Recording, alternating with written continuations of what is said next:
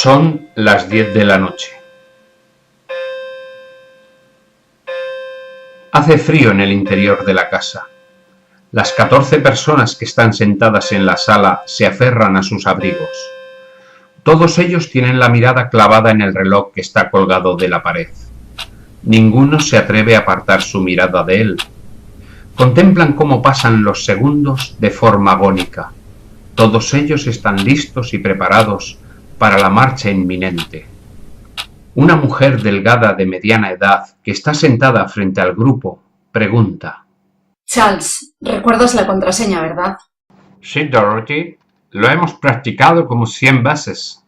Ok, aún así vamos a practicarlo una vez más, para asegurarlo.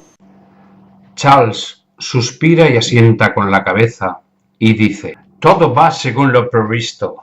Cuando llegue la medianoche, un hombre del espacio llamará a la puerta, momento en el que debo decir: ¿cuál es tu pregunta? A lo que el hombre del espacio me deberá responder: soy el guardián. Y entonces yo debo replicar diciéndole: yo soy mi propio guardián. Dorothy asiente con satisfacción. Poco después, el silencio se vuelve a apoderar de la sala y el grupo regresa a su vigilia, observando cómo el reloj se acerca a la medianoche. Faltan 6 minutos para las 12. Dorothy se revuelve inquieta y nerviosa en su asiento. De repente, se agarra las manos mirando hacia arriba como si fuera a rezar. En voz alta y solemne dice: El plan no se ha extraviado. El resto del grupo la mira y asiente con la cabeza. El minutero está a segundos de la medianoche. La tensión se palpa en la habitación como si se tratara de una presencia física que los presiona a todos. Quedan escasos segundos. El reloj comienza a dar las 12.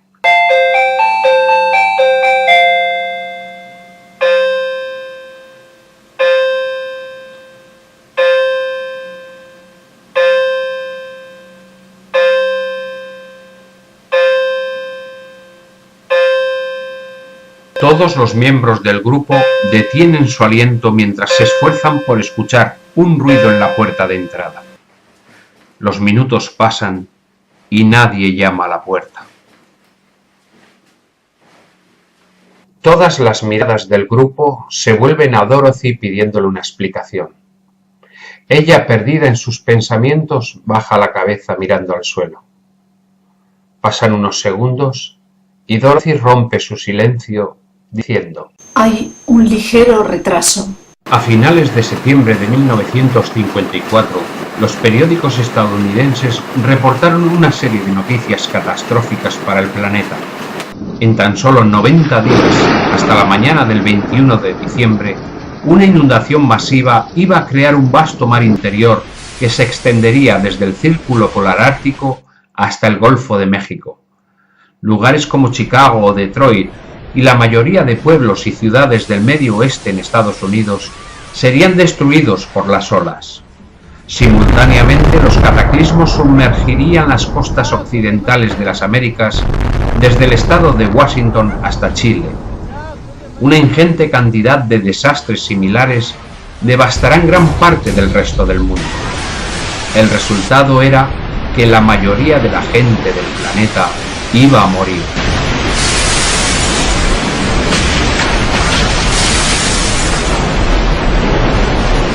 ¿De dónde demonios nació semejante apocalipsis peliculero?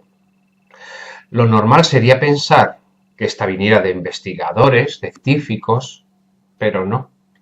La responsable de todo ello fue una abuela de Chicago de 53 años llamada Dorothy Martin.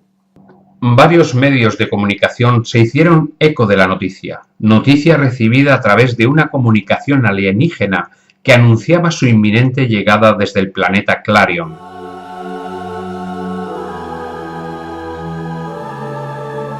Los medios de comunicación tomaron la predicción como una broma que fascinó a un joven llamado Leon Festinger, profesor de psicología de la Universidad de Minnesota.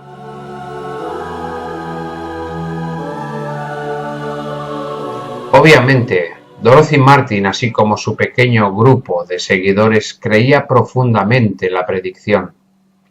Todos ellos habían arriesgado al ridículo público al advertir el destino del mundo en unos pocos meses. Para Leon Festinger había algo mucho más interesante. ¿Qué iba a pasar con ellos cuando llegara el momento y el mundo no terminara? ¿Cómo podría el grupo de Martin enfrentarse a un golpe tan grande en sus convicciones? El profesor se dio rápidamente cuenta de que se estaba desarrollando un experimento natural sobre la posible invalidación de la creencia. Así que decidió estudiar el fenómeno en persona, infiltrándose en el propio grupo. Quería ver de primera mano la reacción del grupo. Rápidamente formó un equipo compuesto por 2 psicólogos sociales, Stanley Sachtler y Henry Reichen, un par de estudiantes de posgrado y él mismo. Los requisitos exigidos eran que todos aceptaran de buen grado el estudio. Conseguir infiltrarse en el grupo de Dorothy Martin haciéndose pasar por férreos creyentes con el fin de observar y registrar las acciones del grupo con la mayor precisión posible y estar allí presentes el fatídico día 21 de diciembre. Festinger tenía una predicción personal sobre el resultado final. El hombre teorizó que la dramática realidad no debilitaría las creencias del grupo en lo más mínimo. De hecho, las intensificaría y llevaría al grupo a hacer esfuerzos para reclutar a más miembros. Desde luego parece raro pensar así, pero el psicólogo predijo esto porque había estado desarrollando una teoría, la disonancia cognitiva. Festinger argumentaba que las personas necesitan que sus creencias sean consistentes y compatibles. Las creencias incompatibles, disonantes, causan una tensión psicológica. Por ejemplo, si tu sistema de creencias te dice que el mundo debería haber terminado, pero no lo hizo, entonces tendrás que resolver esta discrepancia. Una manera sencilla de hacerlo sería descartar las creencias refutadas. Sin embargo, resulta muy difícil si la persona ya se ha comprometido profundamente con dichas creencias.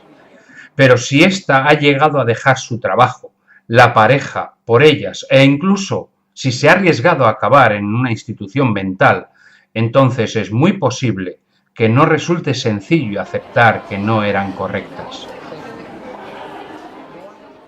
En ese caso, sería paradójicamente más fácil tratar de fortalecer tus creencias tratando de reclutar a otros creyentes. Y lo es porque convencer a alguien para que comparta tus ideas es como obtener un voto de confianza. Si lo consigues, de repente todo vuelve a encajar y vuelves a estar en el camino correcto otra vez. Dicho de otra forma, tu mundo no se rompe en pedazos.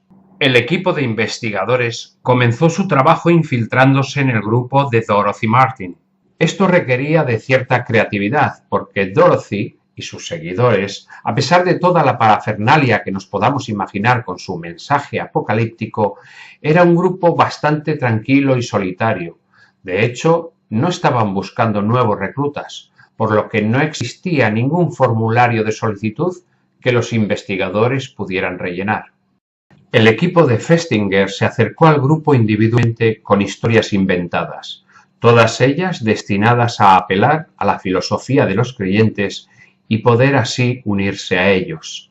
Una estudiante de posgrado afirmó que había soñado con una terrible inundación y luego lo había visto anunciado en el periódico. Otro de los miembros del grupo de Festinger contó que conoció a un ser misterioso que parecía ser del espacio. El engaño funcionó y todos los investigadores fueron aceptados de manera efusiva por el grupo de Dorothy Martin. Se había presentado un problema. Al mostrarse en conjunto todas estas historias, el equipo del psicólogo acabó reforzando aún más las creencias del grupo de creyentes. De esta forma, Dorothy Martin decidió que los alienígenas espaciales le estaban enviando gente para recibir instrucciones y se aferró con más fuerza a sus propias creencias. Por tanto, y nada más empezar, en vez de observar, los investigadores habían alterado desde el principio el curso de los acontecimientos a través de su presencia. El equipo de Festinger instaló la base de operaciones en una habitación de un hotel cercano a la casa de Dorothy. Así se irían turnando de un sitio al otro. Cada vez que podían, tomaban notas de los acontecimientos en curso, a veces excusándose en ir al baño o saliendo de la habitación, y escribiendo frenéticamente lo que acababa de ocurrir.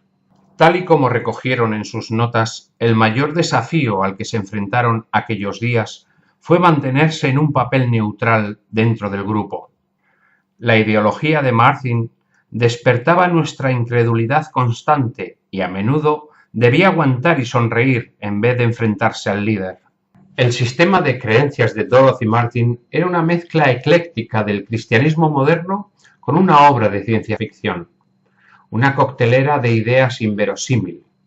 Dorothy afirmaba sin pudor estar recibiendo mensajes de Clarion, un planeta donde los cuerpos se ajustaban automáticamente a la temperatura exterior, sus habitantes comían copos de nieve y jamás morían.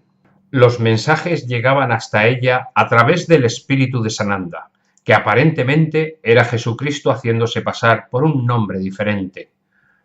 La mujer recibía los mensajes entrando en una especie de trance y permitiendo que los alienígenas guiaran su mano mientras escribía palabras en un pedazo de papel, proceso que ella misma bautizó como escritura automática.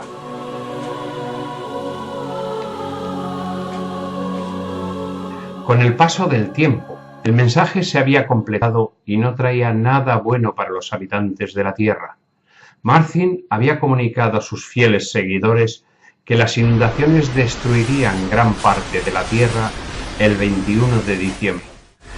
Aunque los alienígenas espaciales descenderían en un barco espacial, suponemos que para rescatarlos, eso sí, solo a los verdaderos creyentes que existieran en ese tiempo.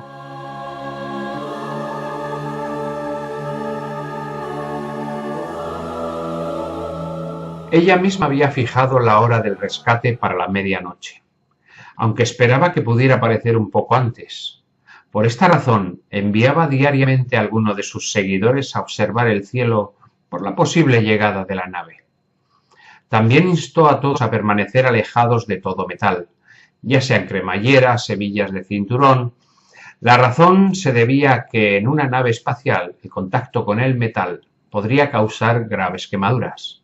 Lo cierto es que nunca llegó a explicar por qué esto era así, solo se limitó a decir que se debía a una gran avanzada tecnología alienígena. Pasaba el tiempo y el grupo de psicólogos estaba cada vez más asombrado ante las bromas más frecuentes que llegaban desde el exterior. Dorothy y sus seguidores se convirtieron en un punto de mira para los bromistas, y por muy ridículas u obvias que éstas fueran, se las tragaban todas. En una ocasión les llamó un joven que se hacía llamar el capitán del espacio exterior. El chico les dijo al grupo que una nave espacial les recogería al mediodía en un punto determinado. Obedientemente, todos los miembros del gran grupo salieron a esperar la nave en la nieve. En otra ocasión, recordaban que unos chicos les llamaban diciendo que tenían una inundación en su cuarto de baño y que querían que el grupo se pasase para verificar si era el principio del apocalipsis. El grupo no acudió, pero no lo hizo porque, según Dorothy, eran hombres del espacio disfrazados de humanos que lo estaban probando. En cualquier caso, la tensión se mantuvo estable hasta la noche del 20 de diciembre, momento en el que el grupo se reunió en la sala de estar de Dorothy para esperar a medianoche que llegaran los hombres del espacio, cosa que no sucedió. Serían las 12:30 de la madrugada cuando de repente se escuchó un golpe en la puerta de entrada de la vivienda. Rápidamente causó una gran expectación y emoción en el grupo. Uno de los miembros se levantó dirigiéndose a la puerta para contestar, momento en que Dorothy Martin aprovechó para recordarle que debía pedir la contraseña secreta. Segundos después, la persona regresaba con la noticia de que eran unos niños jugando. Finalmente, a eso de las 2:30 de la mañana, Dorothy Martin anuncia que había recibido otro mensaje del espíritu de Sananda, disculpándose de haberles dejado tirados ante el inminente apocalipsis. El importante mensaje transmitido desde el planeta Clarion también decía que todos debían tomar una taza de café. La siguiente escena, totalmente surrealista, era ver al grupo entero bebiendo una taza de café mientras los investigadores permanecían atentos ante las reacciones tras el fracaso de la llegada de la nave espacial. Muchos de los seguidores de Dorothy Martin habían apostado todo a que los hombres del espacio los iban a recoger. Habían dejado sus trabajos, sus parejas, incluso se habían gastado todos sus ahorros. ¿Qué iban a hacer ahora que estaban atrapados en la Tierra? Nadie tenía ganas de hablar. Acaecía un estado de ánimo tenso, ciertamente incómodo. Algunos miembros caminaban sin acción, aparentemente desilusionados, y en general reinaba la confusión. Todos estaban esperando a Dorothy Martin para que explicara el por qué no había sucedido nada. Horas más tarde, sobre las 5 de la mañana, Dorothy anunciaba que había recibido un nuevo mensaje desde Clarion. Vosotros, que de la boca de la muerte habéis sido entregados, y en ningún momento ha habido tal fuerza desatada sobre la Tierra. Desde el principio de los tiempos, en este planeta, jamás ha existido tal fuerza del bien como la que ahora inunda esta habitación, y lo que ha sido desatado dentro de estas 4 paredes, ahora inunda toda la Tierra. Pasaron 5 segundos de silencio mirándose las caras unos a los otros, mientras los investigadores se preguntaban, ¿qué demonios significa eso? Dorothy les dice, Esto significa que vosotros habíais salvado el mundo. Vuestra devota creencia había evitado la catástrofe. Por ello, la nave espacial no había llegado. Dorothy se vino arriba y comunicó. Me ha llegado un segundo mensaje. Los habitantes de Clarion quieren que difundamos un mensaje de Navidad en su nombre. Un mensaje de alegría y salvación al mundo entero. Todo el planeta debe conocer esta gloriosa redención. Ocurrió lo que Festinger había predicho. El choque entre la realidad y la predicción no había afectado las creencias de los seguidores. En lugar de ello, reforzaron sus convicciones y movilizaron al grupo para buscar nuevos miembros. Si bien hasta ese 21 de diciembre el grupo había rechazado toda publicidad, aquella mañana descolgaron los teléfonos llamando a todos los medios de comunicación y a todos los periodistas. Dorothy Martin hizo grabaciones de sus mensajes publicándolos en la prensa. Más tarde, el surrealismo llegó a cotas inimaginables cuando el grupo salió de la casa en modo épico y se pusieron a cantar villancicos en el jardín de la casa de Dorothy para difundir el mensaje de alegría a sus vecinos y, por qué no, en un último intento por atraer a la nave espacial.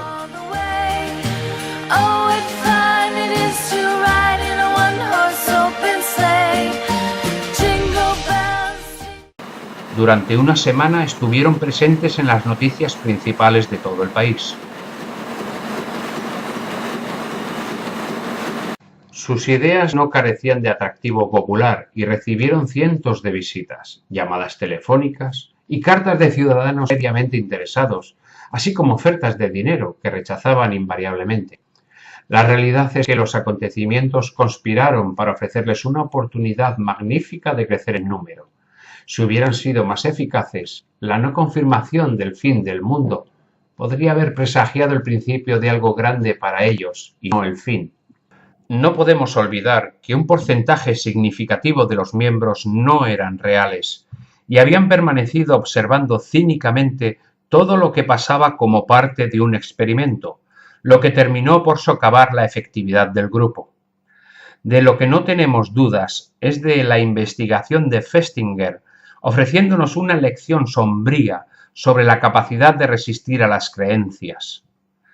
En cuanto al resultado para este grupo, tras el sonoro fracaso que supuso que en 1954 no fuera el fin del mundo, Festinger y sus colegas escribieron un relato de sus investigaciones bajo el título de Wham Prophecy Files.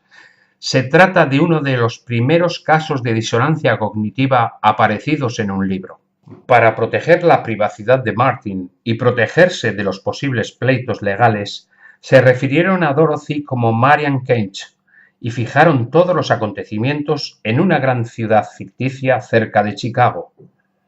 Con Dorothy Martin empezó una nueva era de profetas y religiones del fin del mundo, lo que derivó en un nuevo y lucrativo negocio para algunos.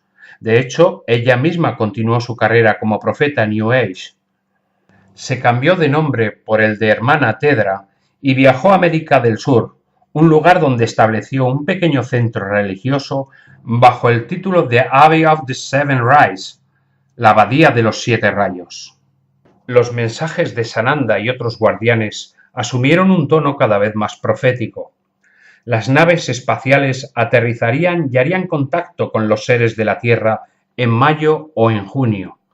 Seleccionarían a las personas que volarían a otros planetas junto con gente del espacio que ha estado secretamente en asignaciones en la Tierra. Los mensajes también aluden oscuramente a un inminente holocausto nuclear. La gente de la Tierra se apresura, correrá hacia su suicidio. Para eso estamos respondiendo con señales y maravillas en el cielo. La gente del espacio velará porque los responsables sean llevados ante una justicia rápida. Fue pasando el tiempo y la figura mesiánica de Dorothy Martin se fue apagando, regresando ésta a los Estados Unidos, donde murió en 1988. Esta fue la historia de la hermana Tedra. Cometió numerosas barbaridades proféticas y canalizaciones. Resultaba esperpéntico cuando difundió la noticia de un templo sumergido en el lago Titicaca o de un paraíso de maestros bajo el monte Shasta en California. Lo curioso de todo ello es que esos mensajes han sido asumidos por todos y cada uno de los grupos esotéricos posteriores a ella, y la mentira se ha hecho ahora dogma, empujando a propios y extraños a la búsqueda de esos templos, esas ciudades que solo existen en la imaginación de aquella extraña mujer. Un contacto jamás es permanente. Existen personas que efectivamente tuvieron contacto con seres superiores, pero el contacto es finito y cuando finalmente no queremos aceptarlo, comenzamos con mentalismos, mentiras y finalmente inventándonos las historias. Otro de los recursos muy utilizados por los supuestos contactados ante la falta de experiencias en el plano físico es la experiencia por vía astral, y en esta, como es de naturaleza onírica, se puede fabular hasta el infinito.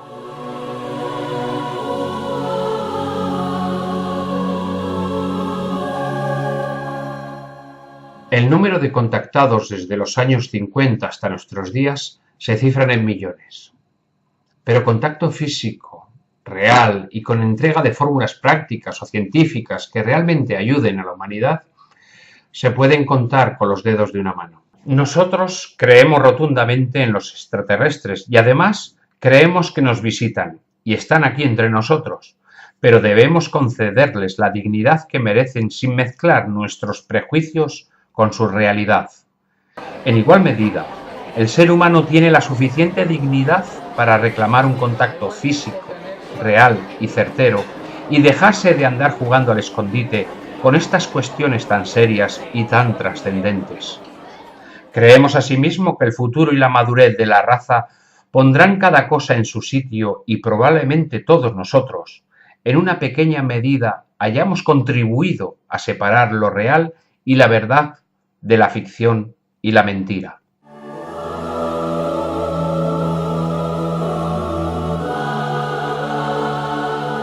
Creemos que Maria Orsic es un punto y aparte en el mundo de los contactados. Primero porque para que no hubiese mentalismo, recibió en Sumerio los planos de una astronave, que efectivamente fue construida por los nazis y viajó al espacio. Es decir, algo práctico y útil. Y en segundo término, porque no reclamó nada, no formó sectas, no exaltó su ego, simplemente desapareció en su momento. Maria Orsic entregó los planos para realizar una tecnología extraordinaria. Eso sí es un resultado. La Sister Tedra falló en sus profecías y contó un cuento de hadas que no se puede probar y además no aportó absolutamente nada a la humanidad. En el mundo del contactismo existe una norma para diferenciar lo real de lo fraudulento, y estos son los resultados. Quiero decir con esto que los supuestos contactados que hemos investigado, así como a sus seguidores que afirmaban que también recibían contactos, podríamos cifrarlos en varios centenares, mas jamás las personas aportaron ninguna fórmula para el cáncer o una tecnología para progresar en algo útil, en algo práctico, jamás. El recibir un mensaje de un ser superior que nos dice que hay que amar y ser bueno no deja de ser una simpleza, pues cualquiera puede hacerlo sin recurrir al espacio. Si te dicen que eres un elegido y que vas a cambiar el mundo, simplemente te han drogado y dejas de ser útil por tu vanidad, al adquirir una personalidad ficticia. Quizás en Tedra encontramos a un Jesucristo mimetizado en Sananda, pero aquella mujer y toda su generación, que es la nuestra, no pudo o no supo separar lo religioso y espiritual con lo evolutivo y lo científico que lleva consigo aceptar la presencia de estos seres que vienen del espacio. Lo más terrible es que, como en todos los casos, se sigue mezclando lo religioso con lo exotérico, produciendo una amalgama de desinformación grave que se traslada de generación en generación porque el ser humano tiene la necesidad de fabular y someterse, por su espíritu de manada, a maestros, a dioses, a iluminados, a profetas, a contactados. El fenómeno extraterrestre emerge en los años 50 y el ser humano en general se posiciona necesariamente ante esta novedad con dos actitudes muy dispares. Si son seres superiores, necesariamente los asociamos con nuestra cultura, considerándolos los más elevados y obviamente hay que vincularlos a Cristo, a sus ángeles o a la Virgen. Por el contrario, si son inferiores, tenemos que asociarlo al diablo, a la muerte, a la violencia. Por consiguiente, hay que presentarles como invasores, vampiros o hijos del mismo Satanás, pues esa es la cultura inculcada desde hace miles de años por nuestros antepasados. No hace mucho tiempo investigamos un grupo de contacto extraterrestre que jamás llegaron a ver un solo ovni, y menos a un extraterrestre. Sin embargo, estos mantuvieron la atención de miles de personas que leían sus libros y sus comunicados. Este grupo recibía el supuesto contacto por vía Ouija, técnica muy usada en el espiritismo de los años 20 del siglo pasado.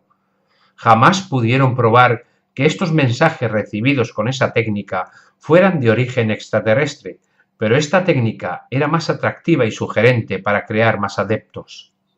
Lo que resulta curioso es ver cómo el ser humano, en estado de trance, posee una sabiduría que puede llegar a niveles muy superiores de conocimiento, mejor aún que cualquier supuesto extraterrestre, pero resulta mucho más eficaz ser elegido, contactado o depositario de la revelación superior de unos seres que vienen de lo más alto de la galaxia. Esto vende más y mejor. Son muy pocos los que conocen y saben que las entidades malignas pueden revelar acontecimientos de tu vida pasada o sondear el futuro de una manera asombrosa. Incluso pueden manifestarse como ángeles, como extraterrestres o como dioses utilizando su vía de contacto preferido, es decir, la Ouija, la escritura automática u otro medio. Al final, este grupo que nos estamos refiriendo tenían a los extraterrestres a su servicio. Incluso crearon un consultorio para atender las preguntas de sus adictos. Realizaban cursos preparatorios para recibir el supuesto contacto y cuando estos los veían preparados, les concedían entrar en contacto con el extraterrestre, facilitándoles el nombre y otros pormenores que según estos farsantes utilizaban al extraterrestre de turno. En definitiva, al final los extraterrestres terminaron siendo los servidores del grupo. Lo que divulgaba este grupo podría ser bonito, incluso revelador para la persona implicada, pero jamás existió un extraterrestre. Posiblemente en algún momento podría darse un bajo astral o un espíritu burlón, que nada tiene que ver con los seres de alta vibración. Solo cuando tenemos la certeza de estar en contacto con un ser extraterrestre elevado, podremos certificarlo como tal.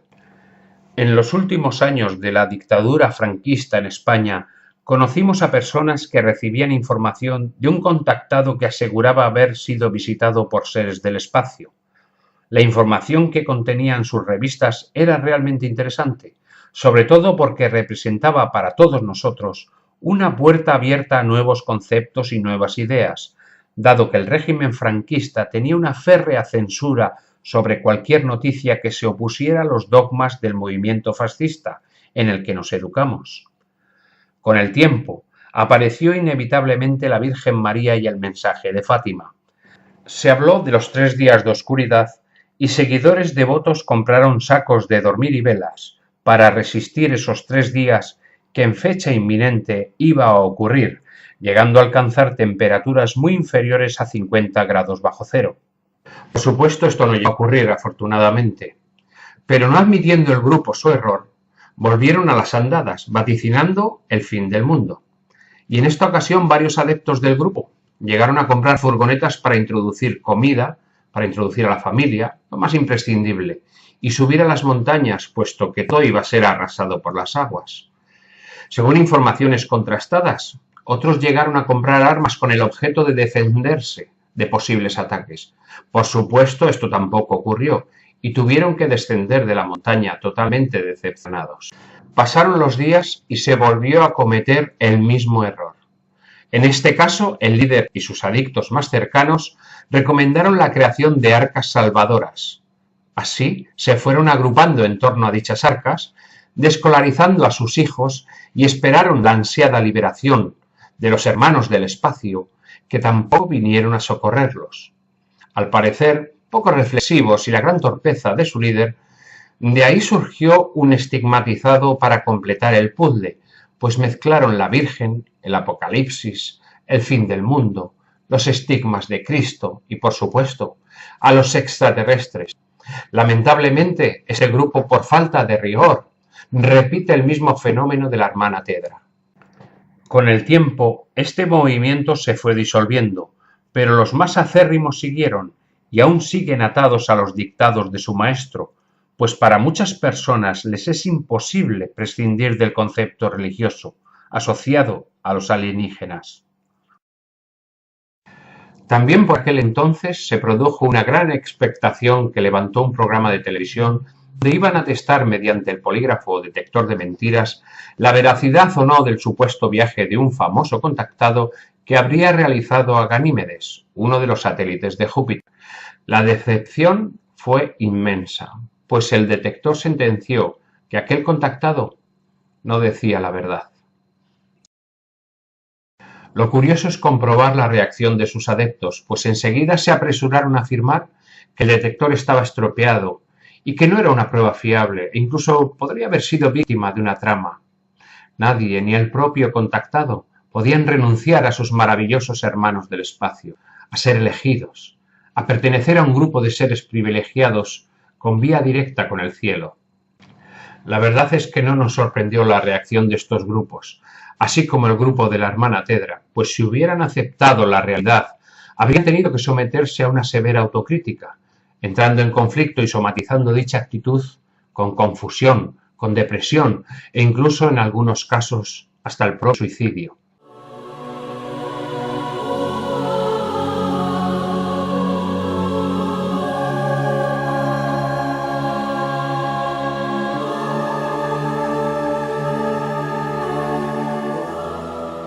Démonos cuenta que pasar de la noche a la mañana de ser un vulgar humano atrapado en la mediocridad de la vida, a ser un elegido y formar parte de la élite más inalcanzable que dan estos movimientos, desde ese momento el sujeto adopta una personalidad de maestro, de iluminado. Esa nueva personalidad necesariamente lleva consigo asociada diversos comportamientos automatizados, como la intolerancia a la clase inferior que no llega a su estatus, amargando la vida de los miembros de su propia familia, la ignorancia mantenida conscientemente para no contaminarse con lecturas o verdades que no sean las de su grupo o las de su maestro, la soberbia y el proselitismo que la nueva personalidad otorga, por la cual pretenden evangelizar a los pobres humanos que no entienden o están ciegos. Otro de los comportamientos automatizados es la adopción de una ética y una actitud mesiánica que llevan consigo dejarse el pelo largo, ponerse túnicas, llevar determinados amuletos o colgantes o tatuarse, ser vegetarianos y cambiar los roles sexuales, educacionales y sociales. En todos los casos, el cerebro te lleva a emular la figura del inconsciente colectivo que tenemos todos, de un maestro, de un iluminado, recurriendo a las películas, representaciones y tradición que muestran la imagen de la espiritualidad asociado a una túnica, a una barba, a una mirada difusa, a modificar la forma de hablar, la forma de moverse y a mirar a los pobres mortales por encima del hombro. En muchos casos, el ser un contactado puede suponer ingresos económicos muy lucrativos, pues hay iluminados que organizan cursos de aprendizaje e incluso otorgan iniciaciones y reconocimientos cósmicos a cambio de dinero. Otros reclaman favores sexuales y la mayoría el reconocimiento egoico que eleva su autoestima hasta el punto de ser un intolerante ciego y sordo a los consejos, a la inteligencia y a la investigación.